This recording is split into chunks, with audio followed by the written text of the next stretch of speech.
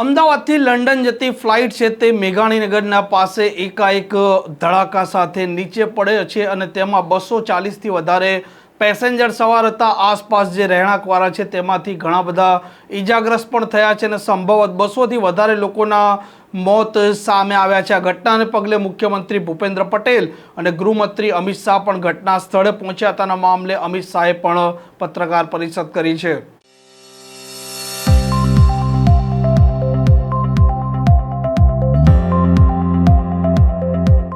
नमस्कार, आप जो रहा छो हॉटलाइन न्यूज और हूँ छूं आपनी साथे तौफिक गांची। अमदावाद बपोरना समय लंडन जती एक फ्लाइट है ते अमदावाद इंटरनेशनल एरपोर्ट पर 1:38 टेक ऑफ करे छे અને 1:40 आ फ्लाइट है एकाएक मेघाणीनगर में आज डॉक्टर मेडिकल स्टूडंटनी होस्टेल हती तेना पर एकाएक विस्फोट साथे नीचे पड़े छे, जेमांथी घणा बधा मेडिकलना स्टूडंट पण मृत्यु पाम्या छे। आ पेसेंजर सवार हता तेमांथी पूर्व मुख्यमंत्री विजय रूपाणी छे तेमनुं पोतानुं पण देहांत थयुं छे અને આ ઘટનાને પગલે ગુજરાત અને સમગ્ર દેશમાં શોકમય વાતાવરણ છે। તાબડતોડ દિલ્હીથી દોડી આવેલા ગૃહમંત્રી અમિત શાહે ઘટનાની મુલાકાત લીધી હતી અને તેમના સાથે હતા મુખ્યમંત્રી ભૂપેન્દ્ર પટેલ અને ત્યારબાદ ગૃહમંત્રી અમિત શાહે મામલે પત્રકાર પરિષદ પણ કરી છે। आज दोपहर को एयर इंडिया की फ्लाइट संख्या AI 171 दुर्घटनाग्रस्त हुई और कई पैसेंजर इसके अंदर हताहत होने की संभावनाएं हैं। इस घटना से पूरा देश क्षुब्ध है और पूरा देश एक साथ पूर्ण संवेदनाओं के साथ ये जो दुर्भाग्यपूर्ण हादसे में पैसेंजर हताहत हुए हैं इनके परिजनों के साथ खड़ा है। सबसे पहले मैं भारत सरकार, गुजरात सरकार, भारत सरकार के प्रधानमंत्री जी और गुजरात सरकार की ओर से भी जो लोग हताहत हुए हैं इनके परिजनों के प्रति गहरी संवेदना व्यक्त करता हूं। 10 ही मिनटों में हादसे के भारत सरकार के पास सूचना पहुंची। तुरंत ही मैंने मुख्यमंत्री जी, यहाँ के गृह मंत्री, होम डिपार्टमेंट के control room, civil aviation department, civil aviation मंत्री सभी से संपर्क किया। प्रधानमंत्री जी का भी तुरंत ही फोन आ गया और भारत सरकार और गुजरात सरकार के सभी डिपार्टमेंट एक साथ होकर राहत और बचाव कार्य में लगे। इस विमान में कुल मिलाकर 230 यात्री देश के और विदेश के और 12 क्रू मेंबर सवार थे। इसमें से एक यात्री का बचने का अच्छा समाचार मिला है, मैं उनको मिलकर आया हूं। मृत्यु का आंकड़ा तो DNA परीक्षण और यात्रियों की पहचान के बाद ही अथॉरिटी अधिकृत रूप से घोषित करेगी, मगर जो यात्री बचा है उसको मैं मिलकर आया हूं।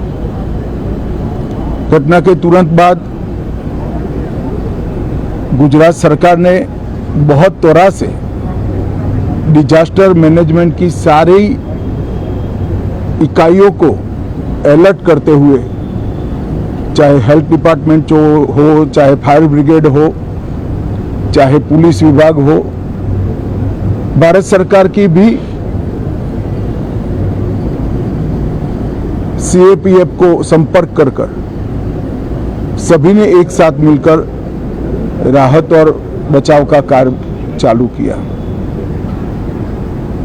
मगर 1.25 लाख लीटर ईंधन विमान के अंदर ही था और लगभग गर्मी तापमान इतना ऊंचा हो गया कि किसी को बचाने की मौका ही नहीं मिला। अब मैं घटना स्थान पर भी जाकर आया हूं। सारे यात्रियों के मृतदेह को बाहर निकालने का काम लगभग समाप्त हो चुका है। जितने यात्रियों के परिजन यहां पहुंच चुके हैं वो सबका डीएनए लेने की कार्यवाही भी 2-3 घंटों में समाप्त हो जाएगी। विदेश में जिनके परिजन हैं उनको सूचना देने की कार्यवाही समाप्त हो चुकी है और जैसे ही पहुंचते हैं उनके भी डीएनए सैंपल लिए जाएंगे और मृतदेहों की पहचान के लिए जितने मृतदेह मिले हैं इनके भी डीएनए सैंपल लेने की कार्यवाही समाप्त हो चुकी है। गुजरात में ही लगभग 1000 के आसपास डीएनए टेस्ट करने पड़ेंगे। ये सभी टेस्ट करने की क्षमता गुजरात में विकसित है, तो डीएनए टेस्टिंग के लिए कहीं गुजरात के बाहर जाने की जरूरत नहीं पड़ेगी।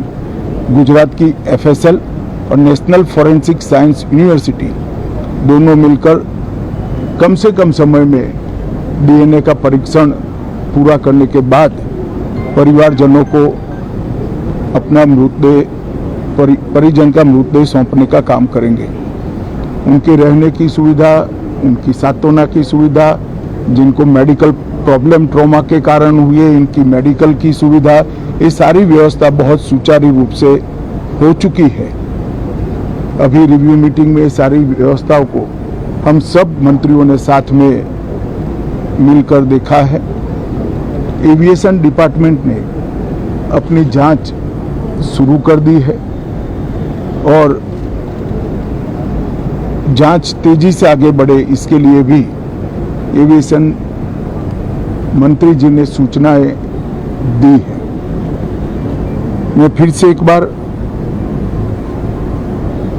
राहत काम में जिन जिन एजेंसियों ने त्वरा के साथ बचाव और राहत का काम किया वो सभी का धन्यवाद करना चाहता हूं और फिर से एक बार जिन्होंने अपने परिजनों को गंवाया है, हताहत हुए हैं, वो सभी को मनपूर्वक संवेदनाएं व्यक्त करता हूं। मैं एक बात जरूर कहना चाहता हूं कि ये एक्सीडेंट है, एक्सीडेंट को कोई रोक नहीं सकता, परंतु 365 दिन 24 घंटा इस तरह की घटना के लिए प्रशासन का जो अलर्टनेस है उसकी कसौटी उसी वक्त होती है जब ऐसी घटनाएं होती है।